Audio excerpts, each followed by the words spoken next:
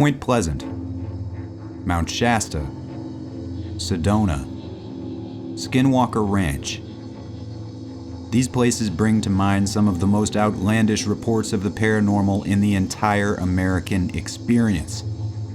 To research claims about any one of them is to be confronted with peak weirdness.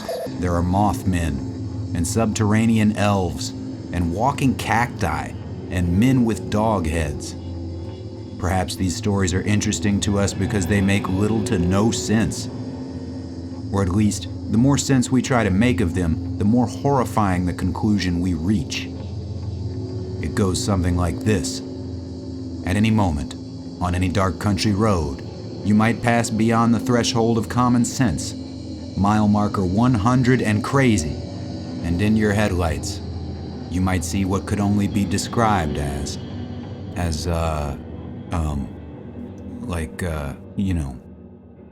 this thing. Congratulations, it's 1958, and you've just encountered the Riverside Monster.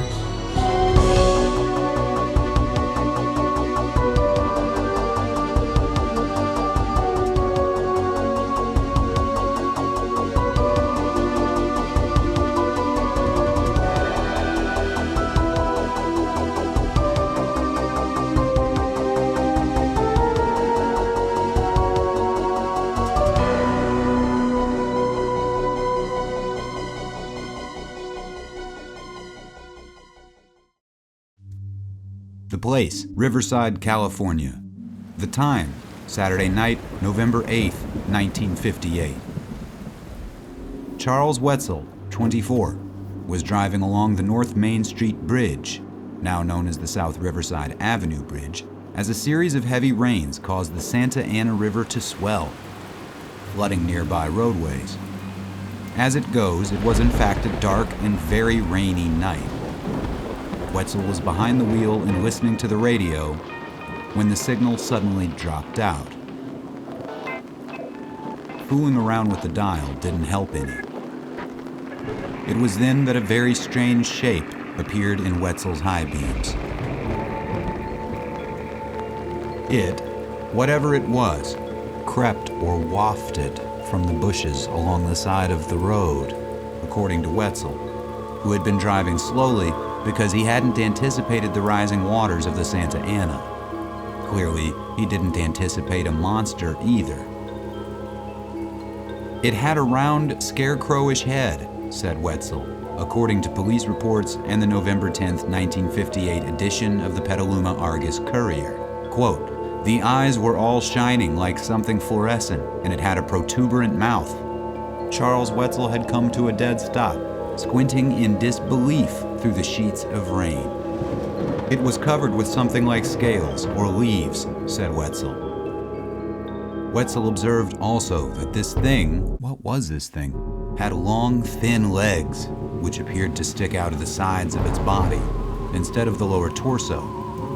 He didn't have long to study this psychotic roadblock, because it turned and swung its arm out directly towards Wetzel's windshield. "It had a longer arm than anything I've ever seen," said Charles Wetzel. Quote, "It reached all the way back to the windshield and began clawing at me."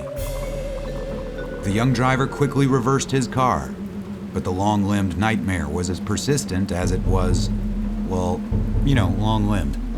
Without losing its grip on the vehicle, it quickly closed the distance and menaced Charles Wetzel through the glass of his windshield. Because screw you, human, I guess. Wetzel later told authorities when asked if he did not have a firearm in the vehicle for such an occasion as this one, that he did indeed own a .22 caliber pistol and it was in the car with him.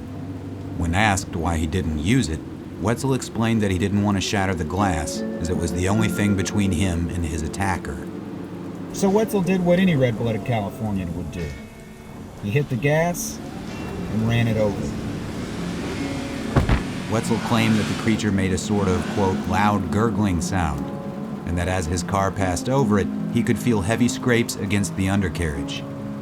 Once he was clear of the creature, as well as the nearby Riverside city limits, Charles Wetzel stopped and notified the police. You can imagine their response. Well, after all, it is California. I suppose there were weirder things going on at the time. Maybe an ancient and unholy Nephilim chained up in some big chamber underneath Hollywood, while Tony Curtis and Susan Hayward drink its essence from Tiffany crystal glasses, dancing to the rhythm of its inhuman and antediluvian screams. Or maybe Elizabeth Taylor was once again possessed, loudly foretelling blood-soaked 21st century calamities as she floated 3 feet in the air over the sands of Palm Springs. As for the Riverside monster, police were certain of a few things. Wetzel's windshield and hood were indeed severely scratched. There was notable damage to components in the undercarriage. Wetzel himself was both extremely frightened and entirely sober. They did not believe that a monster was responsible for any of it, but rather some crazed wild animal. Because of course they did.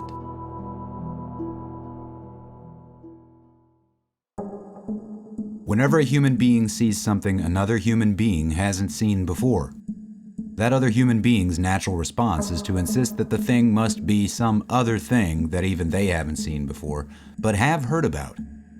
They will then, as they did in Riverside, point to one of the following explanations. A, an incredibly talented group of young pranksters. B, a deranged Hollywood special effects wizard. This is a very entertaining idea, by the way, perhaps more entertaining than an actual monster. C, a molting vulture. D, a large California great horned owl. E, a, quote, monkey-faced owl. I had to Google this one, okay? It's a barn owl, a common barn owl, which I always referred to as a barn owl. I also found out that there's an owl-faced monkey, which resembles a barn owl, which again is called a monkey-faced owl. Help me. Help me, help me, help me. So, case closed, right? Not at all. Because other calls started coming in. Dozens and dozens of them, according to the police, over the next few nights. They were inundated with stories of sightings, each one more frustrating than the next. And police in the San Bernardino area didn't hide the fact that they didn't believe any of it.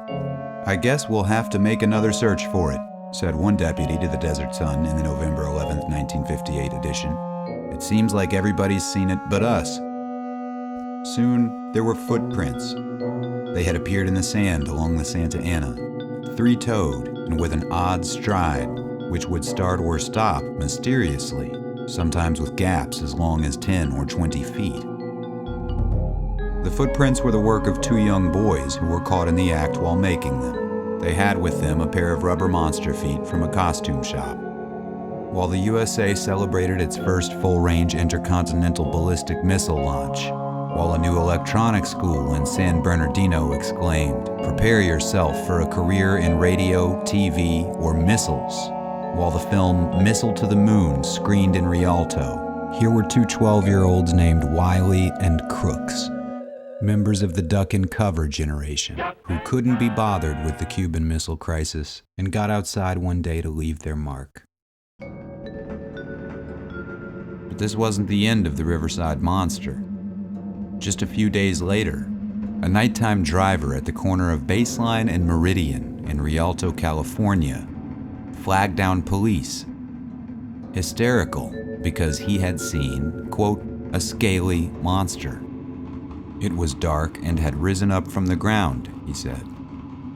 Not long after, a woman in North End San Bernardino was awakened at 3:35 in the morning by what she described as a loud roar. She looked out her bedroom window to see a monster, quote, bounding into the darkness.